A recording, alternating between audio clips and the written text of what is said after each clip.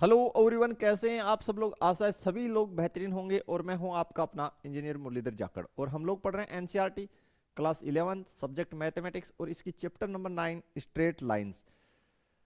तो प्यारे बच्चों, सबसे पहले वीडियो को लाइक और शेयर कर दीजिए।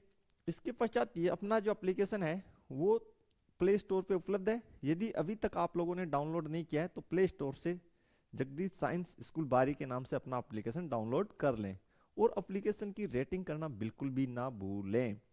कक्षा 11 व 12 मैथ्स के मोस्टली चैप्टर्स का सॉल्यूशन इसमें उपलब्ध है। तो जो भी चैप्टर आपकी वीक है उसका कोर्स आप ज्वाइन कर सकते हैं। तो चलिए स्टार्ट करते हैं इसकी विविधता। क्वेश्चन नंबर 16 हमें बोला गया है समकोण त्रिभुज के कर्ण के अंत्य बिंदु 1,3 और -4,1 है कि जो उसके एंडिंग पॉइंट्स, अंत्य बिंदु का मतलब एंडिंग पॉइंट्स। तो चलिए बना लेते हैं हम लोग साथ साथ में इसको कि भाई समकोण त्रिभुज का कर्ण। ठीक है, पहले पढ़ लिए, साथ में बना दे। त्रिभुज के पाद लेग्स यानी समकोणीय भुजाओं का समीकरण याद करना है कि दोनों अक्षरों के समांतर हो। अक्षरों के समांतर यानी एक्सों के समांतर हो। ठीक है, एक्सों के समांतर हो। तो अक्षरों का मतलब ये कहना चाहता है कि दोनों जो रेखाएं हैं वो अक्षों के समांतर हो, एक एक्स एक्स और एक वाई एक्स के। इसका कहने का औचित्य ये। तो चलिए डायग्राम बनाते हैं और आपको समझाते हैं प्यारे बच्चों। इसमें एक खास बात और आपको याद होनी चाहिए, एक पर में जो कक्षा 10 के लेवल पे और 9 के लेवल पे हमने पढ़ी है कि अर्धवर्त का कोण क्या होता है, समकोण होता है। और कक्षा 10 में चैप्टर नंबर 4 उसमें भी आपने इसका इस्तेमाल किया है। एक क्वेश्चन था कि किसी वर्त के परिधि पे दो जो खूंटे हैं वो आपको रोपने थे, ऐसा एक क्वेश्चन उसमें था। उसमें आपने इसका इस्तेमाल किया है। तो चलिए प्यारे बच्चों शुरू कर दीजिए हमारे साथ में बनाना।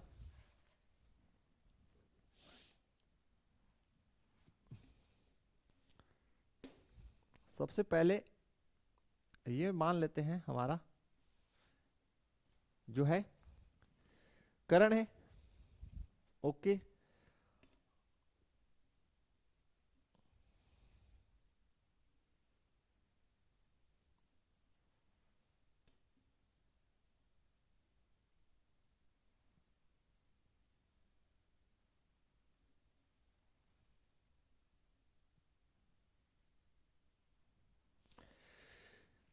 यहां तक आपको कोई समस्या नहीं होना चाहिए। ऐसे हम बना सकते हैं कर्ण।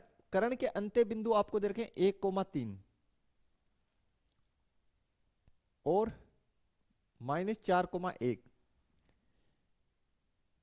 1,3 और -4,1 ये कर्ण है। त्रिभुज का पाद के समीकरण ज्ञात करने हैं दोनों। और ये जो दोनों भुजाएं हैं समकोण त्रिभुज बोला है, ठीक है। और ये जो दो समीकरण है ये एक्सों के समांतर हैं। किसके समांतर है? एक्सों के समांतर है। एक एक्स एक्स के और एक वाई एक्स के समांतर है। तो स्वाभाविक बात है जब ये एक्स एक्स के और ये वाई एक्स के समांतर होगी तो जहां पे ये एक दूसरे को काटेगी वहां कितने डिग्री का कोण बनेगा? आप कहेंगे सर 90 डिग्री का। ठीक है, तो यहां हो गया 90 डिग्री।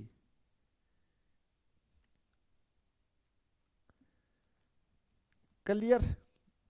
और त्रिभुज हमें समकोण त्रिभुज दे रखा है तो कोई टेंशन ही नहीं है।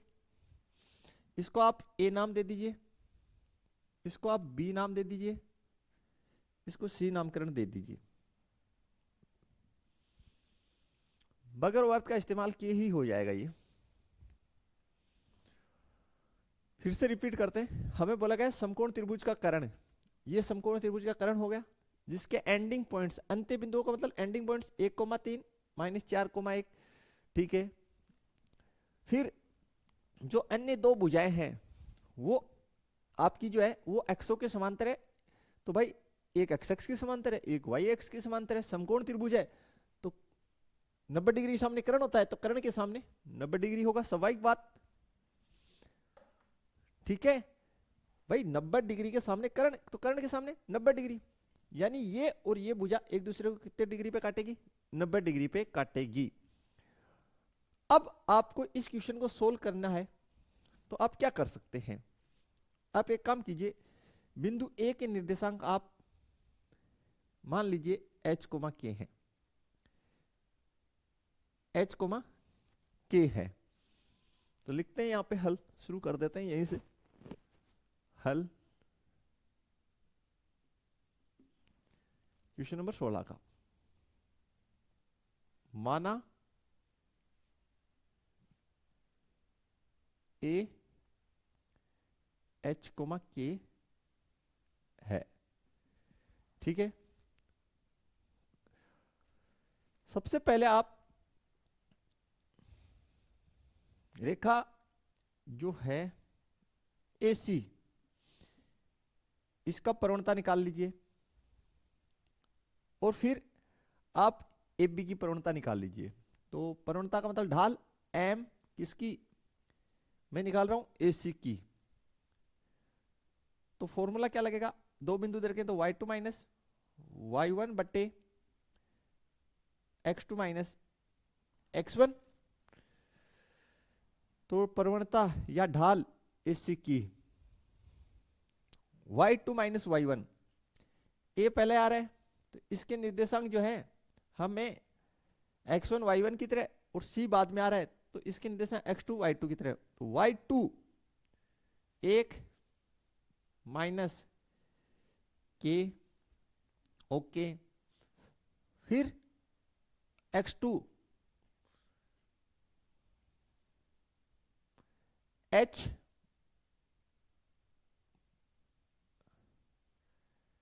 c जो है बाद में आ रहा है, तो ये हो गया x2 minus 4 minus h। Clear हो जाना चाहिए यहां तक। अब आगे देखिए, प्रवणता निकाल लीजिए आप, m इसी की प्रवणता हो गई, AB की निकाल लीजिए, A के निर्देशांक आप लोग जो है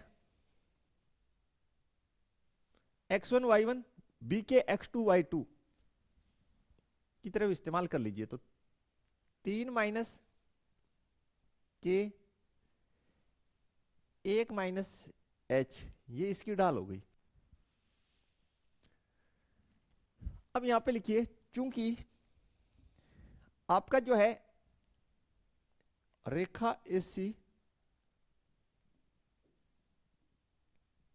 लंब है किस पे, रेखा AB के,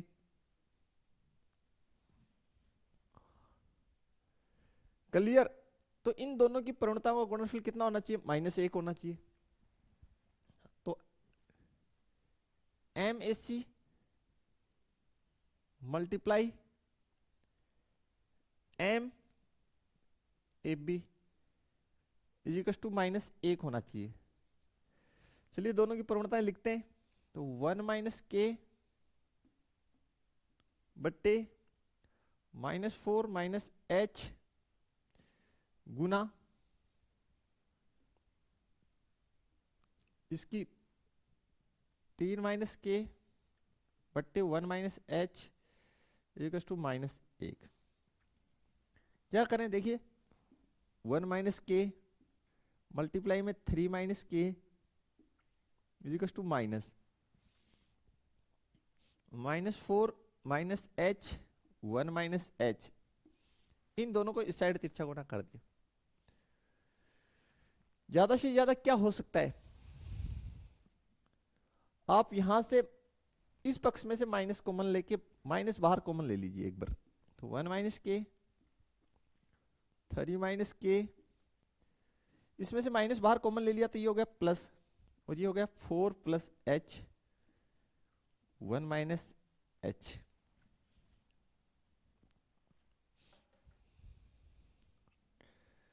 ठीक है, क्लियर है। अब यहां पे दो चर हैं, एक के है एक एच है, समीकरण हमारे पास कितना है, एक है। तो जनरली इसको कैसे सोल्व करें, तो हम क्या करेंगे, हम h और k का वो मान एज्यूम करेंगे, इसके h और k के मान एक से अधिक हो सकते हैं, इस समीकरण में बहुत से मान निकल सकते हैं। तो हम क्या करें कि h और k का ऐसा मान यहां पे मानेंगे जो इसको संतुष्ट कर दे। समझिए ध्यान से कि हम k और h का एक ऐसा मान निकाल लेंगे जो इसे संतुष्ट करे, बस हमारा काम हो जाएगा। तो बोले सर फिर देखिए, तो फिर क्या, समझिए, अगर k का वैल्यू में एक और h का एक ले लूं तो ये दोनों पक्ष जीरो बराबर जीरो आ रहे हैं, ठीक है। तो एक मेरे पास मान आ जाएगा यहां से k बराबर 1 और h बराबर 1 के लिए। और भी मान आप ले सकते हैं, लेकिन मैं ये वाला ले रहा हूं।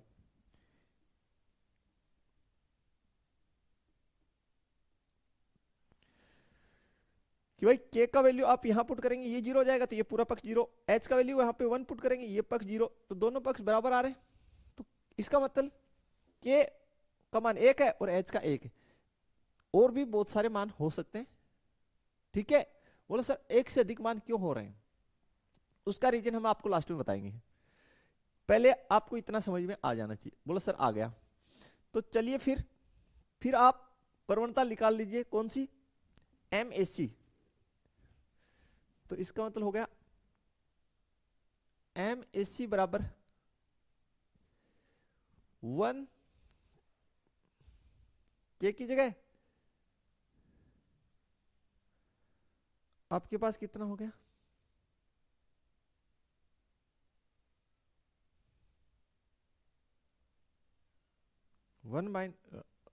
k का वैल्यू 1 लिया तो 1 - 1 और h -4, h का 1, तो ये हो गया MSC बराबर, ऊपर जीरो बन गया नीचे -5, तो MSC इसकी प्रवणता आ गई जीरो।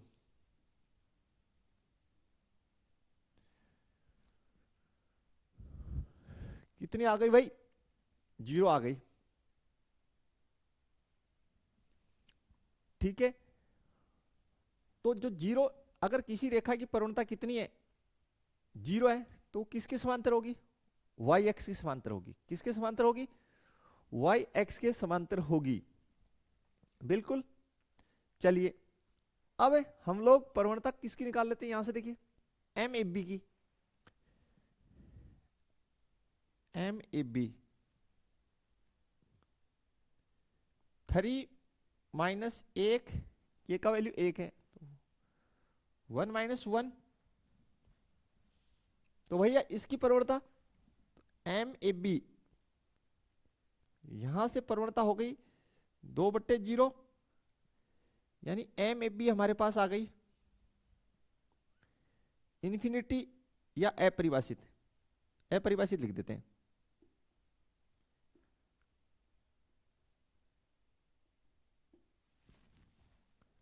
यानी किसी रेखा की जो ढाल है वो अपरिभाषित है, इसका मतलब ये किसके समांतर है, ये वाई एक्स के समांतर है। यहां तक क्लियर होना चाहिए आपको।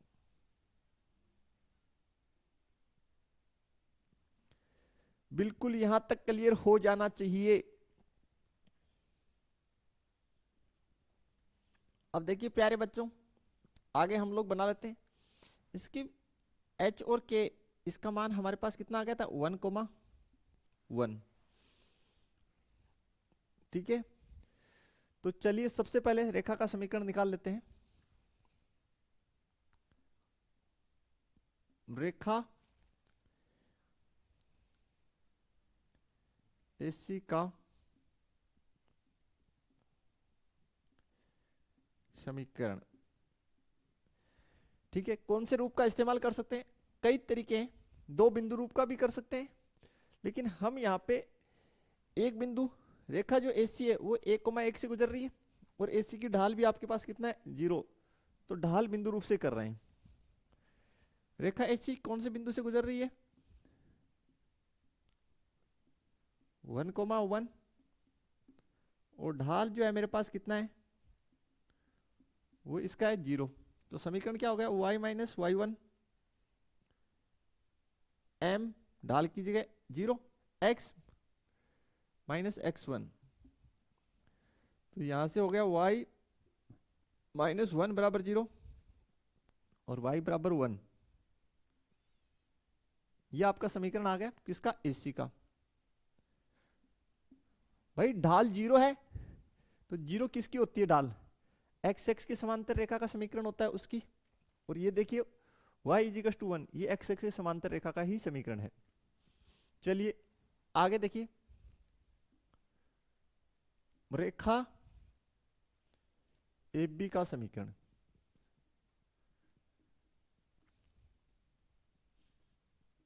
ये जो रेखा AB है ये भी बिंदु 1 1 से गुजर रही है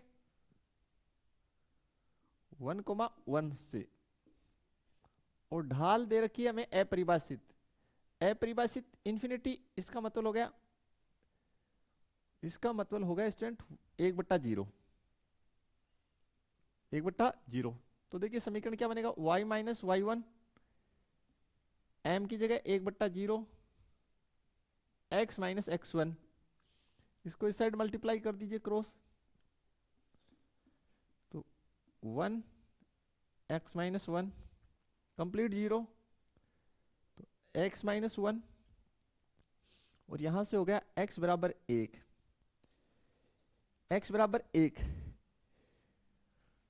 ये है y x के समांतर रेखा है। x बराबर 1 किसके समांतर रेखा है y x, बिल्कुल। और जिस रेखा की ढाल अपरिभाषित होती है वो y x के समांतर होती है, और रेखा जो आई है वो भी y x के समांतर ही आई है हमारी। अब प्यारे बच्चों मैंने आपको बताया था कि यहां पे h और k के बहुत से मान आ सकते हैं, एक से अधिक। ऐसा क्यों हो रहा है उसका रीजन मैं आपको अभी क्लियर करता हूं। चलिए तो बहुत ही ध्यान से देखेंगे प्यारे बच्चों। सबसे पहले मैं एक वर्त बना रहा हूं, ठीक है। मैं एक वर्त जो है ये मैंने एक वर्त खींच दिया। अब इस वर्त के अंदर आपको एक प्रमेय पता होनी चाहिए कि अर्धवर्त में बना कोण समकोण होता है। तो देखिए ये अर्धवर्त मान लेते हैं, ये इस हो गया इसका अर्धवर्त। अर्धवर्त में बना कोण समकोण होता है, इसका मतलब अर्धवर्त वर्त को आधा कौन करता है। आप कहेंगे सर वर्त को आधा व्यास करता है, कौन करता है व्यास। तो ये व्यास जो है इसके एंडिंग पॉइंट्स है ये, और ये एंडिंग पॉइंट्स हो गए। तो इन एंडिंग पॉइंट्स को आप परिधि पे कहीं पे भी मिला दो, वहां पे हमेशा क्या बनेगा 90 डिग्री बनेगा। कितना बनेगा 90 डिग्री। चाहे यहां मिला दीजिए ऐसे, तो ये यहां पे क्या करेंगे 90 डिग्री बनाएंगे। कितना बनाएंगे 90 डिग्री बनाएंगे, ठीक है प्यारे बच्चों। अब चाहे से इन एंडिंग पॉइंट्स को आप यहां मिला दीजिए, यानी वर्त की परिधि पे कहीं पे भी मिला दीजिए, तो वहां पे ये जो है 90 डिग्री बनाएंगे। यहां मिला दीजिए तो भी 90 डिग्री बनेगा। आप चाहें तो इन एंडिंग पॉइंट्स को नीचे की साइड यहां मिला दीजिए या एकदम मिड में मिला दीजिए। बनना क्या है समकोण त्रिभुज ही बनना है। क्लियर है। यहां मिला दीजिए तो ये भी 90 डिग्री होगा। ये अब हमें जो क्वेश्चन दे रखा है उसको ध्यान से देखिए, समकोण त्रिभुज के कर्ण। तो ये क्या हो गया, ये जो व्यास है ये आपका हो गया कर्ण। ये क्या हो गया प्यारे बच्चों कर्ण हो गया। इसके एंडिंग पॉइंट्स हमें दे रखे 1,3, ठीक है। और एक दे रखा है -4,1, ये हमें दे रखे हैं, ये कर्ण हो गया। ओके, तो ये जो पॉइंट है ये आपका चेंजेबल है। ये जानो, बोलो सर ये तो यहां भी हो सकता है सर, यहां भी हो सकता है। हाँ बिल्कुल, ये मूवेबल है लेकिन चेंज होता रहेगा। इसलिए यहां पे हमने हमारे पास जो इक्वेशन बन के आया था उसमें हमने आपको क्या बताया कि भाई आप h और k के ऐसे मान ले लीजिए जो इस इक्वेशन को संतुष्ट करें। तो वो आप कह सकते हैं सर वो तो एक से अधिक हो सकते हैं, बिल्कुल वो अनंत हो सकते हैं, कोई दिक्कत नहीं, आंसर चेंज नहीं होगी। इसका रीजन ये कि भाई ये जो व्यास है वर्त के अंदर जो व्यास होता है वो परिधि पे जो भी कोण अंतरित करेगा वो समकोण होगा। तो परिधि पे तो अनंत बिंदु हो सकते हैं ना। क्लियर है क्या? कहीं कोई समस्या नहीं होना चाहिए आपको। बिल्कुल क्लियर हो जाना चाहिए आप कंसेप्ट। ठीक है, तो फिर बढ़ते हैं आगे। देखिए प्यारे बच्चों, नेक्स्ट क्वेश्चन भी काफी अच्छा क्वेश्चन है। ऐसा क्वेश्चन हम लोग एग्जाम्पल में ऑलरेडी बना चुके हैं। किसी बिंदु के लिए रेखा को दर्पण मानते हुए, ये जो लाइन है हमारी उसको हम दर्पण की तरह इस्तेमाल करेंगे। तो चलिए सबसे पहले आप इसकी जो है स्केच बना लीजिए। तो एक रेखा खींच लीजिए जो आपको क्वेश्चन में दे रखी है उसी को, और मान लीजिए कि ये दर्पण है। क्या है? ये दर्पण का कार्य कर रही है कौन? रेखा। और रेखा कौन सी है? x plus 3y, x plus 3y बराबर 7। अब एक बिंदु, किसी बिंदु के लिए, और बिंदु कौन सा है? 3,8। यहां पे सपोज दैट हमारे पास एक बिंदु है 3,8। इसके लिए हमें प्रतिबिंब ज्ञात करना है। तो देखिए ये बिंदु है, यहां पे हम लोग मुख्य अक्ष खींच लेते हैं, क्योंकि बिंदु किसका काम करेगा? बिंब का। किसका काम करेगा? बिंब का। और बिंब को मुख्य अक्ष पे तो रखेंगे भाई। और इस साइड यहां पे बनेगा इसका प्रतिबिंब। इसको आप बिंदु P दे दीजिए, और ये आपका है बिंब। क्या है? बिंब। तो यहां पे बिंदु Q पे क्या बनेगा? प्रतिबिंब। प्रतिबिंब को आप दे दीजिए निर्देशांक h, k। देखिए प्यारे बच्चों, कुछ बातें मैंने आपको पहले भी एग्जांपल ऐसा कराया था तब बताई थी, फिर से बता रहा हूं। देखिए दर्पण की खास बात, यानी समतल दर्पण की बात हो रही है, खास बात यह है कि इसमें दर्पण के सामने जो बिंब है जितनी दूरी पे होता है, प्रतिबिंब उतनी दूरी पे दर्पण से पीछे बनेगा, यानी ये और ये डिस्टेंस सेम रहने वाली है। क्लियर? तो ये जो आपका पॉइंट है R, कौन सा पॉइंट? R, ये किसकी तरह व्यवहार करेगा? मध्य बिंदु की तरह। किसकी तरह व्यवहार करेगा? मध्य बिंदु की। दूसरी बात, ये जो है बिंब को हमेशा किस पे रखा जाता है? मुख्य अक्ष पे। मुख्य अक्ष है ये। ठीक है। अब आपका जो बिंब है वो किसके रूप में? निर्देशांक के रूप में। तो प्रतिबिंब भी कैसे मिलेगा? निर्देशांक के रूप में ही मिलेगा। इसमें कोई दिक्कत नहीं होनी चाहिए। फिर दर्पण और मुख्य अक्ष, इनके बीच का कोण कितने डिग्री? हमेशा 90 डिग्री, यानी ये एक दूसरे को समकोण पे काटेंगे। ये कंसेप्ट आपको क्लियर होना चाहिए। अगर इतना क्लियर है तो क्वेश्चन बन ही गया। बोला सर बिल्कुल बन जाएगा। तो सबसे पहले लिखिए, चूंकि R मध्य बिंदु है, ठीक है। और इससे पहले एक बात और लिख लीजिए, यहां माना Q H, K है। Q क्या है? H, K है।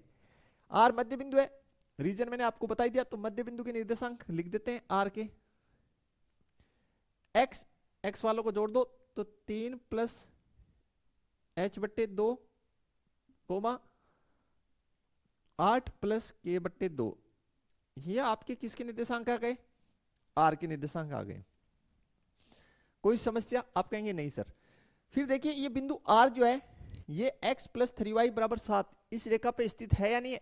आप कहेंगे सर है तो इसको सेटिस्फाइड करेगा, तो लिखिए चूंकि are Rekha x plus 3y बराबर 7 पर स्थित है, स्थित है, स्थित है, तो ये जो निर्देशांक आए इनको इसमें पुट कीजिए। 3 प्लस एच बट्टे 2 प्लस 3 मल्टीप्लाई में 8 प्लस के बट्टे 2 बराबर 7। कोई समस्या है तो बताइए। नहीं, देखिए इस पक्ष का लघुत्तम 2, इस 2 को इस साइड भेज दीजिए, यानी इस पक्ष की लघुत्तम 2, तो ये हो गया 3 प्लस एच। अब 3 को अंदर गुणा किया तो 8 3 24, 3 के बराबर 7। 3 प्लस एच प्लस 24 प्लस 3 के, 2 को इधर गुणा करो, 7 दूनी 14, तो एच प्लस 3 के 24 और 3 27, 14 माइनस 27,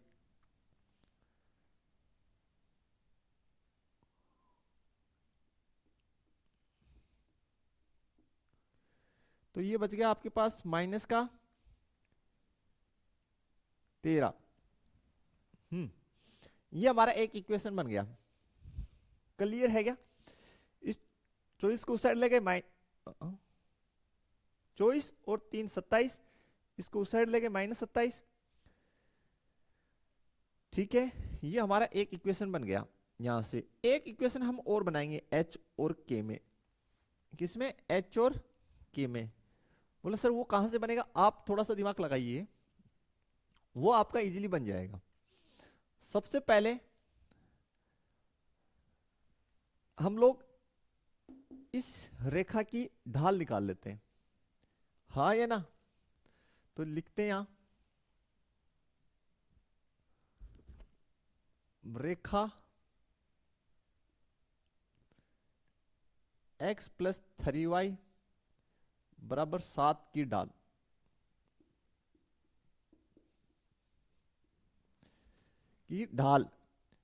तो क्या होता है ढाल? इसकी ढाल m1 मान लीजिए, तो माइनस x का गुणांक कितना है? 1 बट्टे y का गुणांक कितना? 3।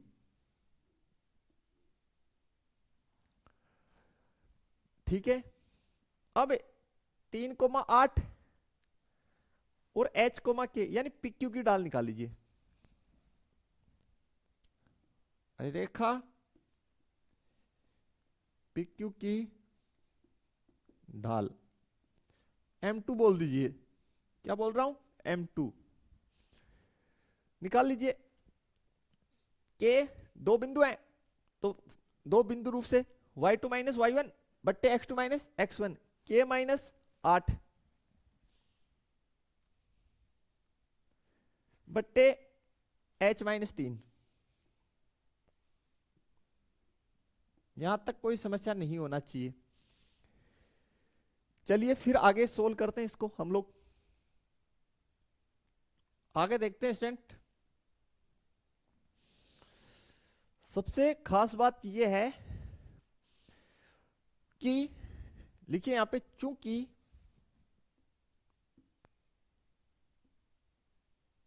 रेखा x प्लस 3y बराबर 7 वह रेखा PQ लंबवत है। कैसे लंबवत है? तो 2 रेखाएं लंबवत हो तो उनकी ढालों का गुणनफल -1, इसलिए m1 मल्टीप्लाई m2 इजिकल्स टू -1 होगा।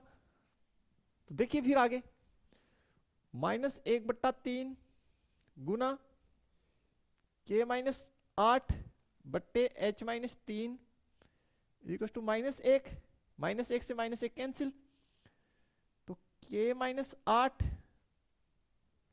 बराबर देखिए 3 गुणा h minus 3 k minus 8 3h minus 9, इन दोनों को उस साइड ले जाते हैं तो 3h माइनस के माइनस 9 प्लस 8 बराबर 0। यहां से 3h माइनस के माइनस 1 बराबर 0 या 3h माइनस के बराबर 1। एक समीकरण ये आ गई, इसको आप इक्वेशन नंबर 2 दे दीजिए। अब इक्वेशन 1 और 2 से आप के का मान निकाल लीजिए।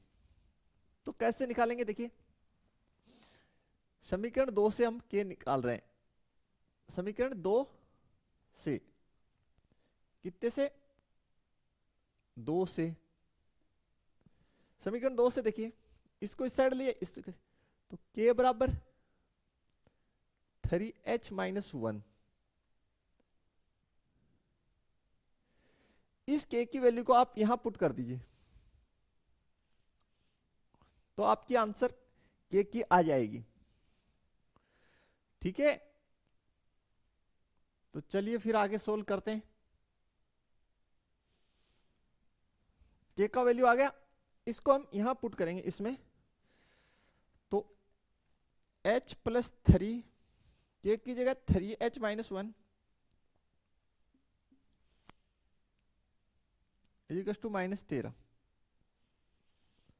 h plus 9h minus 3 minus 13, ये हो गया 10h minus 13 plus 3,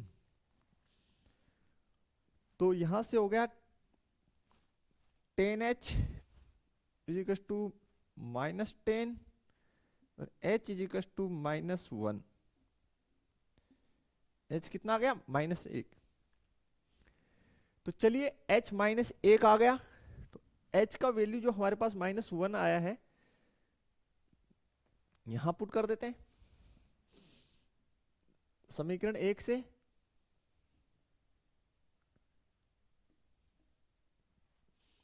minus 1 plus 3k equals to minus 13, इसको उस साइड ले जाओ 3k equals to minus 13 plus 1 3k equals to minus 12, k बराबर माइनस 12 बट्टे 3,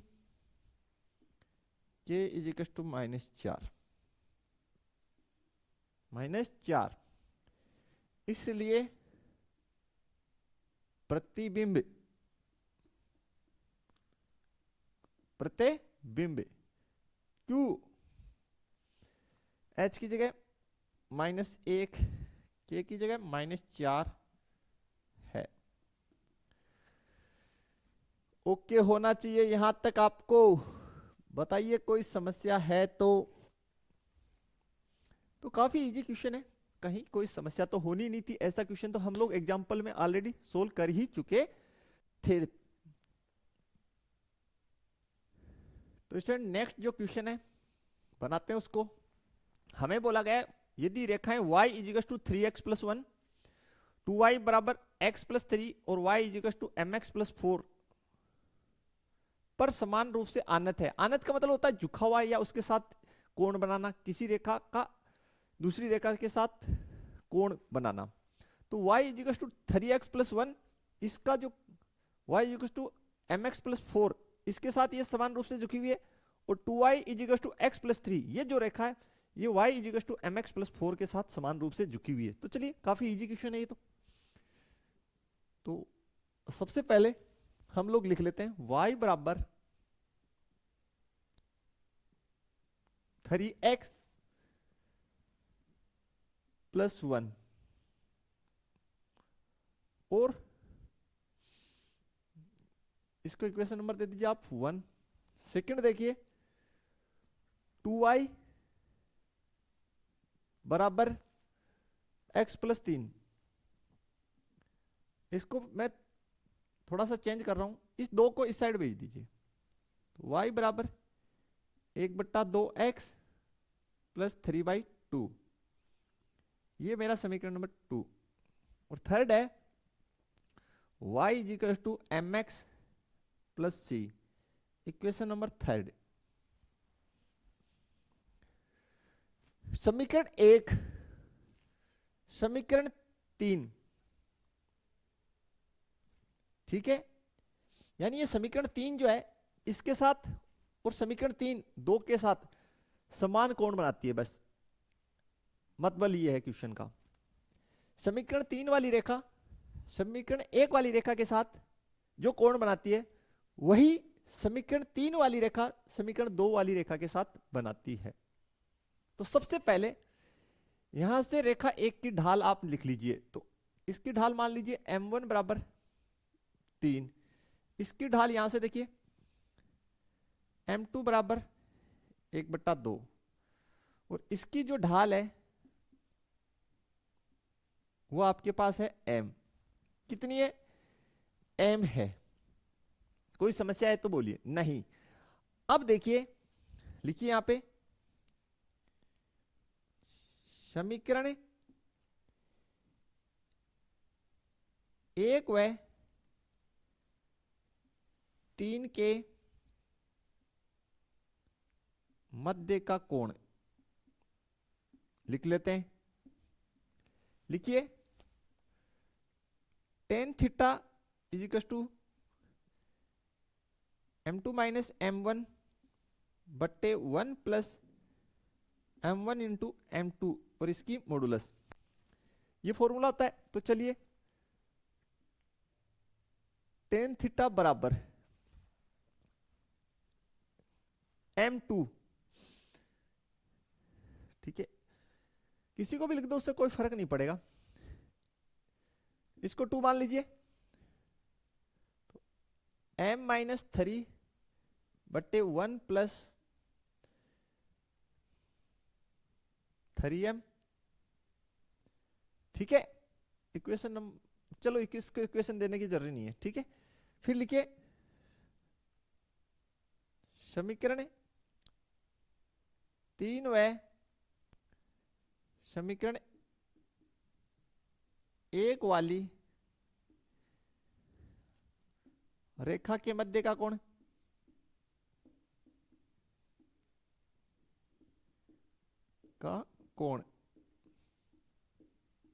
तो चलिए लिखिए tan थीटा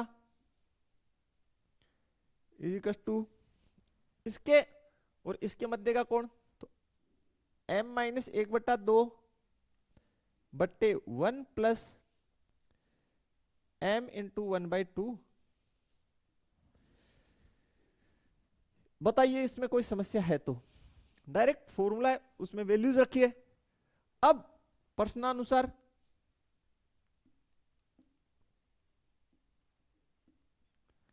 आपको क्या बोला गया है? ये दोनों आपस में क्या है? समान है, तो दोनों को बराबर कर दीजिए। तो m माइनस 3 बट्टे 1 प्लस 3m, इसकी मॉडुलस m माइनस 1/2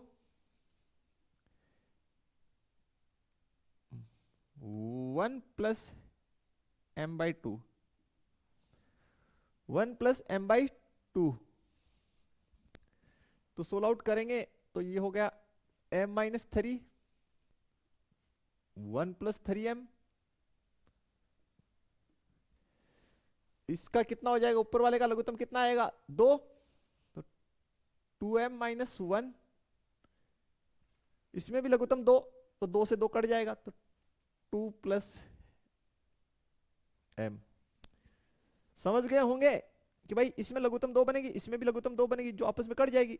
ये 2m माइनस 1 हो गया, ये 2 प्लस m हो गया।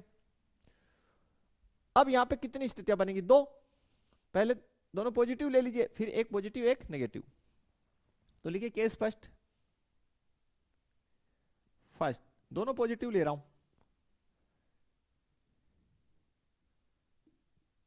3m 2m माइनस 1 बट्टे 2 प्लस m, क्रॉस मल्टीप्लाई कर दे। चलिए m minus 3 2 plus m 1 plus 3m multiply में 2m-1। चलिए इसको इससे मल्टीप्लाई कीजिए, 2m, इसको इससे m² माइनस 6 माइनस 3m, इसको इससे मल्टीप्लाई किए 2m, इसको इससे किए m², इसको इससे 6 माइनस 3m। इधर देखिए 2m-1 प्लस इसको इससे तो 6m², इसको इससे माइनस 3m। ओके, तो चलिए सभी को एक साइड करते हैं और सोल्व आउट करते हैं। फिर थोड़ा सा स्पेस हमें बनाना ही पड़ेगा, तो चलिए बना लेते हैं पहले स्पेस। तो देखिए फिर नेक्स्ट किस प्रकार से हम लोग इसको सोल्व करेंगे। तो इस m² को उस साइड ले जाएं, इस साइड पहले से कितना है 6m², तो 6m², उसमें से एक m² ये गड़ जाएगा, ये m² उस साइड जाके। ओके, ये कितना हो गया, ये 16 होके माइनस m हो गया, इसको उस साइड ले जाएं तो देखिए ये और ये कितना हो रहा है, यहां पे लिख देता हूं थोड़ा सा सिंप्लीफाई करके। ये हो गया minus m plus m² minus 6, और ये हो गया इस साइड 6m², इन दोनों को सिंप्लीफाई किए तो माइनस m माइनस 1 है ना। तो ये और ये तो कैंसिल, इस m² को उस साइड ले गए तो ये कितना हो गया, ये माइनस m² हो गया। इस माइनस 1 को इस साइड ले आओ तो माइनस 6 और प्लस 1, तो ये हो गया 5 m² इजिकल टू माइनस 5 और m² इजिकल टू माइनस 1। तो m बराबर प्लस माइनस अंडर रूट के अंदर माइनस 1। यार ये तो कॉम्प्लेक्स नंबर बन गया, कैसा बन गया, कॉम्प्लेक्स नंबर, तो असंभव हो गया। ये क्या हो गई, असंभव चीज हो गई, असंभव है। ठीक है, असंभव का केस बन गया। यार कॉम्प्लेक्स नंबर को नहीं लेना, कॉम्प्लेक्स नंबर की बात सिर्फ कॉम्प्लेक्स नंबर में ही करना है। ओके, चलिए फिर केस सेकंड लीजिए।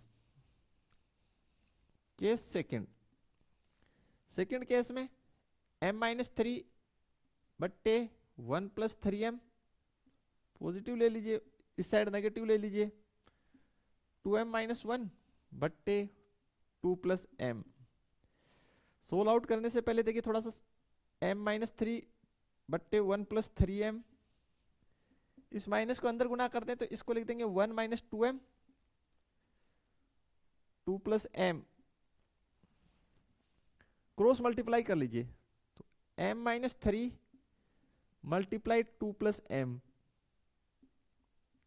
इसको इस साइड तो 1 प्लस 3m मल्टीप्लाई में 1 माइनस 2m। सिंप्लीफाई कीजिए, इसको इससे गुना किए 2m, इसको इससे गुना किए m², माइनस 6 माइनस 3m बराबर 1 से गुना किए इसको तो 1 माइनस 2m। ओके, इससे गुना किए तो प्लस 3m, और इसको गुना किए तो माइनस 6m²। ठीक है, थोड़ा सा सिंप्लीफाई कर लीजिए, m², इन दोनों को सोल्व किए तो माइनस का m minus 6 minus 6m² plus m plus 1। इस 6m² को इस साइड ले आइए तो m² plus 6m² minus m, और ये m इस साइड आया तो ये भी माइनस, माइनस 6 और ये इस साइड आ गया तो 1, ये 1 इस साइड आ गया। ऑल ओवर बन गया 7 M square minus 2m minus 7 बराबर 0। ठीक है स्टूडेंट, ये हमारे पास द्विघात समीकरण बन गया है। अब थोड़ा सा स्पेस बनाते हैं और फिर आगे इसको सोल्व करते हैं। चलिए आगे हम लोग करते हैं इसको सोल्व। तो इसको हम लोग जो है, इस इक्वेशन को हम लोग श्रीधराचार्य विधि से सोल्व करेंगे। किससे? श्रीधराचार्य विधि से। तो ए इजिकल्स टू आपके पास कितना है 7, बी इजिकल्स टू -2 और सी इजिकल्स टू है -7। तो M equals to -b plus minus under root B square minus 4ac upon 2a, ये फॉर्मूला होता है अपना। तो m इजिकल्स टू माइनस है b की value -2 plus minus under root B square यानी -2 का होल स्क्वायर 4a की वैल्यू 7 और c का -7 अपॉन में 2a का वैल्यू 7। तो यहां से हो गया m बराबर 2 प्लस माइनस अंडर रूट के अंदर देखिए इसका हो गया 4, माइनस को माइनस से गुना किया प्लस और 7 चौक 28, 28 को 7 से गुना किया दिया 8 7 56 का 6 आसल 5 7 14 5 19 196 2a यानी 14। तो m बराबर 2 प्लस माइनस ये हो गया 200 बट्टे 14। तो m बराबर 2 प्लस माइनस इसको लिख दीजिए 2 गुना 100 बट्टे 14। m बराबर 2 प्लस माइनस 10 अंडर रूट 2 बट्टे 14। ठीक है, 2 कॉमन ले लीजिए ऊपर से, 2 कॉमन ले लिए तो 1 प्लस माइनस 5 गुना अंडर रूट 2 और नीचे कितना 14। चलिए तो m बराबर 1 प्लस माइनस 5 गुना अंडर रूट 2 बट्टे 7 क्लियर। तो ये जो है हमारा m का मान आ जाएगा स्टूडेंट, बिल्कुल प्योरली यही हमारी m की आंसर आएगी। यानी m के यहाँ पे हमारे पास 2 मान आ रहे हैं। कितने मान आ रहे हैं? 2, एक प्लस वाले केस में और एक माइनस वाले केस में।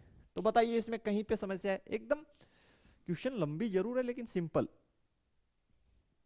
देखिए स्टूडेंट, जो नेक्स्ट हमारा क्वेश्चन है, हमें बोला गया यदि एक चर बिंदु P है x, y कि ये जो रेखाएं हैं x प्लस वाई माइनस 5 बराबर 0 और 3x माइनस 2y प्लस 7 बराबर 0 से इस लांबिक दूरी यानी लंबवत दूरी का योगफल सदैव 10 रहता है। तो P अनिवार्य रूप से एक रेखा पर गमन करता है। इसका मतलब क्या हुआ रेखा पर गमन करने का? कि रेखा पर गमन करेगा तो इसका मतलब वो सदैव एक रेखा का निर्माण करेगा। तो चलिए फिर स्टार्ट करते हैं।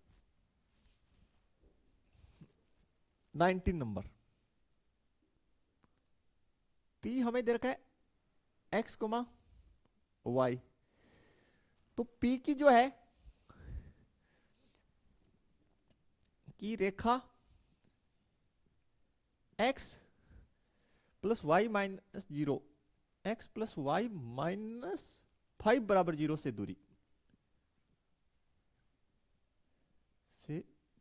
दूरी निकाल लेते हैं पहले। तो दूरी सूत्र आपको पता ही होना चाहिए, मैं लिख देता हूं यहां पे ax1 plus B y1 plus सी बट्टे अंडर रूट के अंदर a square plus B square और मॉडुलस। तो चलिए इसकी डिस्टेंस हम लोग मान लेते हैं d1, इन बिंदुओं को इसमें पुट कर दीजिए तो x प्लस वाई माइनस 5, ठीक है। ए स्क्वायर यानी x का गुणांक एक ही है भैया, तो एक का वर्ग, y का गुणांक एक है तो एक का वर्ग। क्लियर? तो d1 फाइनली आपकी बन गई x प्लस वाई माइनस 5, और अंडर रूट के अंदर ये हो गया आपके पास एक का स्क्वायर एक, एक का स्क्वायर एक। तो d1 जो आपकी डिस्टेंस आ गई x प्लस वाई माइनस 5 बट्टे अंडर रूट के अंदर 2, क्वेश्चन नंबर 1। फिर देखिए p x कोमा वाई से रेखा, सेकंड जो रेखा है 3x माइनस 2y प्लस 7,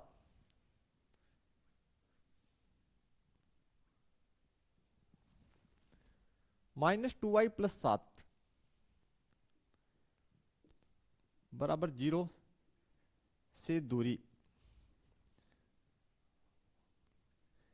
ये हम निकाल लेते हैं d2।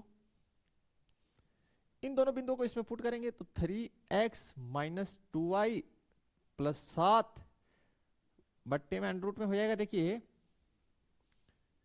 3 का स्क्वायर प्लस माइनस 2 का स्क्वायर मॉडुलस, तो d2 जो हो गई अपने पास 3x माइनस 2y प्लस 7, 3 की वर्ग 9 माइनस 2 की वर्ग 4, तो d2 हमारे पास फाइनली आ गया 3x माइनस 2y प्लस 7 और अंडर रूट के अंदर 13, इक्वेशन नंबर 2। इसमें कोई समस्या नहीं होनी चाहिए। अब आपको बोला गया है बिंदु P की इस रेखा से दूरी और बिंदु P की इस रेखा से दूरियों का योगफल 10 होता है, तो उसको हम आगे लिख लेते हैं। तो देखिए प्यारे बच्चों, अब हमारे पास हो जाएगा, यहां लिख दीजिए प्रश्नानुसार ना अनुसार।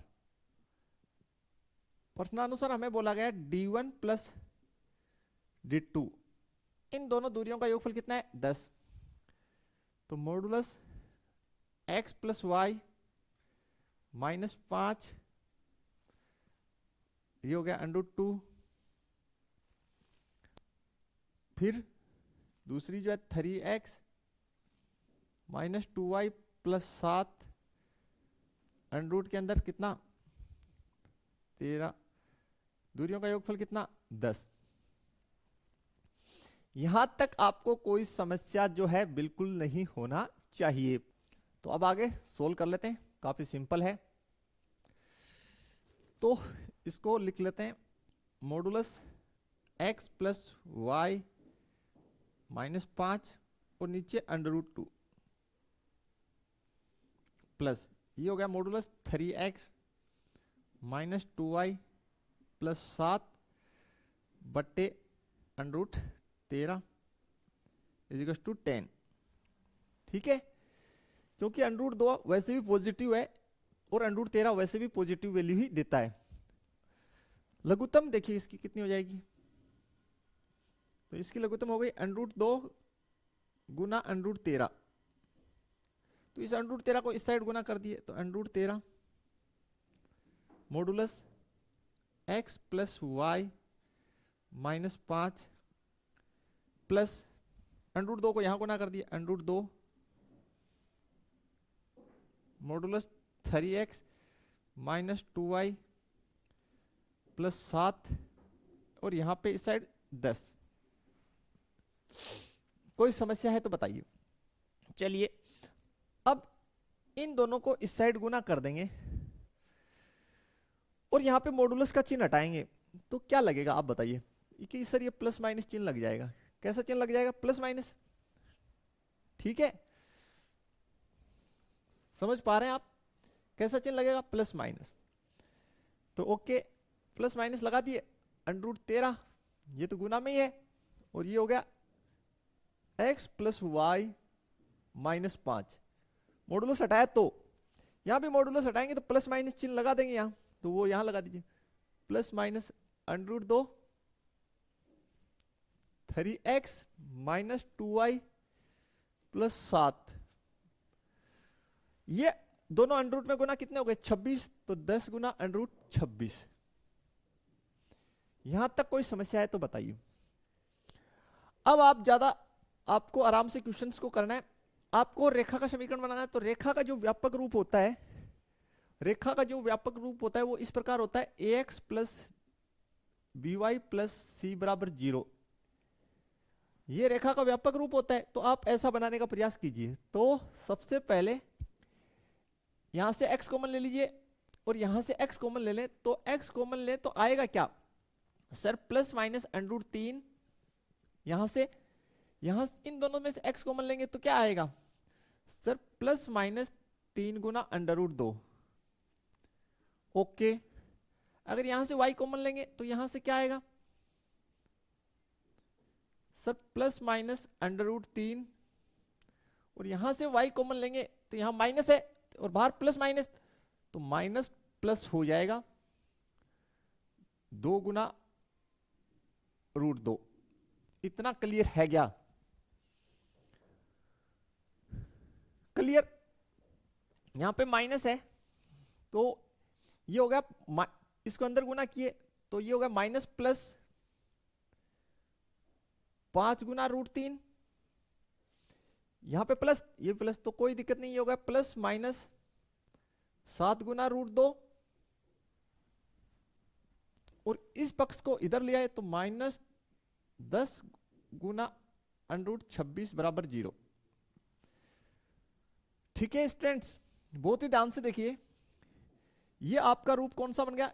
ये जो है ये तो a के स्थान पे, ये किसके स्थान पे? b के स्थान पे, और ये जो कंप्लीट आपका अचर पद है ये किसके स्थान पे? c के स्थान पे। तो देखिए आपका ये रूप बन रहा है नहीं बन रहा? ax प्लस by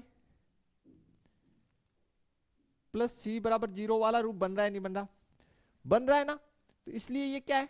रेखा का समीकरण है। ठीक, तो आप लिख दीजिए इसलिए P अनिवार्य रूप से, P अनिवार्य रूप से रेखा पर गमन करता है।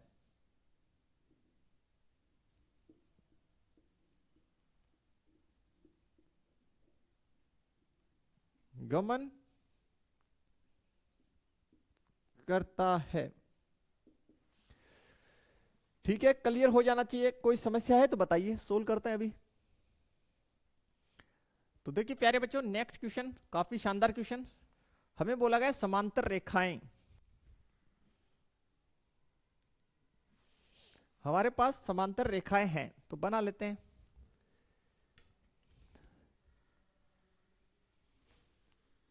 एक रेखा ये है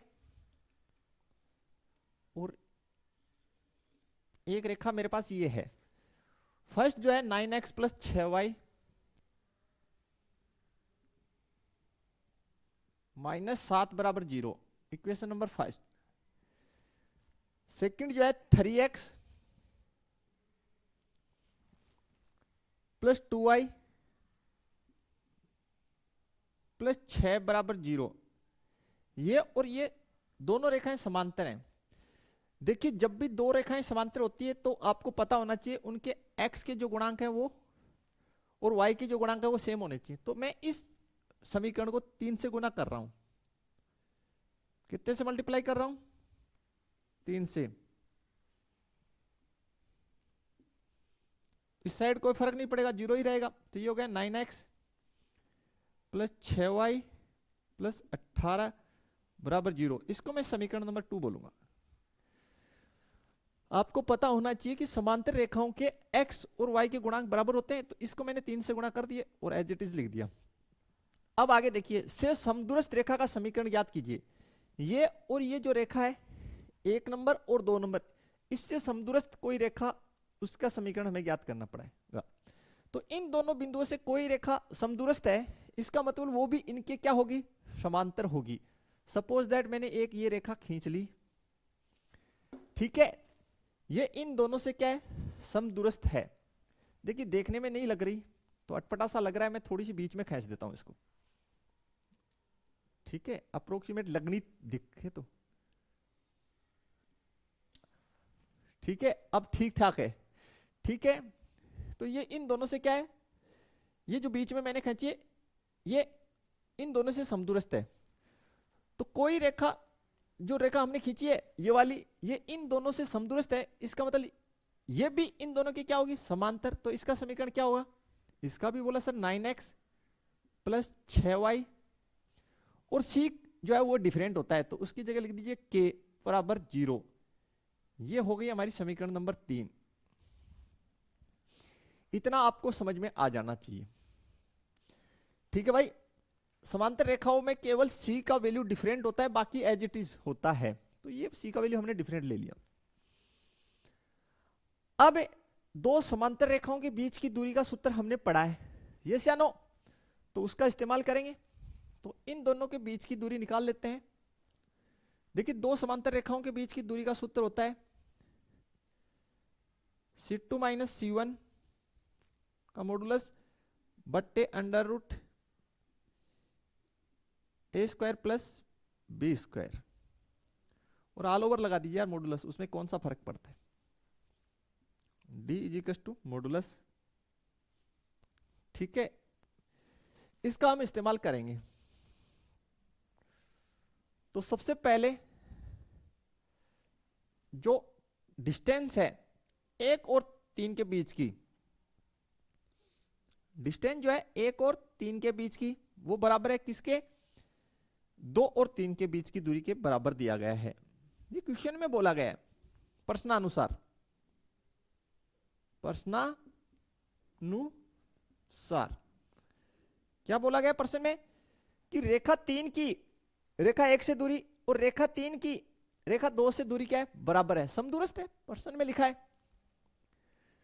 तो चलिए फिर निकाल लीजिए यहां से 1 और 3 के बीच का केस। तो k माइनस 7 लिख देते हैं, तो माइनस वो पहले से है, ठीक है। पट्टे के अंदर देखिए a की वैल्यू 9 है, तो 9 का स्क्वायर, और b का वैल्यू 6 है, तो 6 का स्क्वायर बराबर मॉडुलस 2 और 3 के बीच की दूरी, तो इसको लिख दीजिए k माइनस 18, और अंडर रूट के अंदर वही 9 का स्क्वायर प्लस 6 का स्क्वायर। इसमें कोई दिक्कत है तो बताइए। ये और ये पक्ष सेम है, तो ये तो कैंसिल आउट। अब यहां पे आपके पास हो गया k, ये प्लस 7, इसकी मॉडुलस बराबर k माइनस 18, इसका मॉडुलस। यहां पर आप दो केस आप बना लीजिए, कितने केस, 2 केस। तो केस फर्स्ट बना लीजिए, जब आप दोनों को पॉजिटिव लेंगे तो k प्लस 7 बराबर k माइनस 18, तो ये केस तो असंभव हो गया। ये क्या हो गया, असंभव, क्योंकि k तो k कट जाएगा, k की वैल्यू नहीं आएगी, तो ये तो असंभव स्थिति है ना, इसको हटाओ। केस सेकंड, किसी एक को पॉजिटिव और किसी एक को नेगेटिव ले लीजिए, ठीक है, किसी को भी पॉजिटिव किसी को भी नेगेटिव। तो k plus 7 equal to minus k plus 18, इस k को इस साइड ले आओ, तो k प्लस k, और इसको उस साइड ले जाओ, तो 18 माइनस 7, 2k बराबर 11, और k बराबर 11/2। यस या नो, k की वैल्यू 11/2 आ गई। रेखा का समीकरण, बिल्कुल समीकरण 3 से देखिए, समीकरण 3 से रेखा का समीकरण हो जाएगा 9x प्लस 6y और k की जगह डाल दीजिए 11/2 इक्वल टू 0। तो ये आपकी समीकरण आएगी, कोई भी समस्या आपको नहीं होना चाहिए, बिल्कुल बता सकते हैं आप। और आप इसको सिंप्लीफाई करके लिखना चाहें तो लिख दीजिए यार, उसमें कौन सी महाभारत है। लघुत्तम कितनी आएगी 2, या ऐसे कर लीजिए पूरी समीकरण को 2 से गुना कर दो। कितने से गुना कर दो? 2 से। तो 9 दूनी 18, 6 दूनी 12 और इसको 2 से गुना किए तो कट गया, हाँ या ना?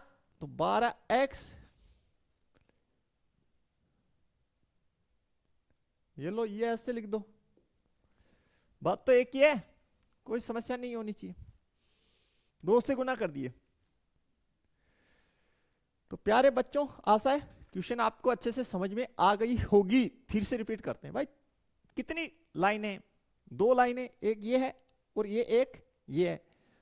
इन दोनों से एक अन्य रेखा है जो समदूरस्थ है। तो भाई अगर इससे और इससे एक अन्य रेखा समदूरस्थ है तो वो भी इनकी क्या होगी? समांतर होगी। और समांतर रेखाओं में x और y के गुणांक हमेशा इक्वल होते हैं।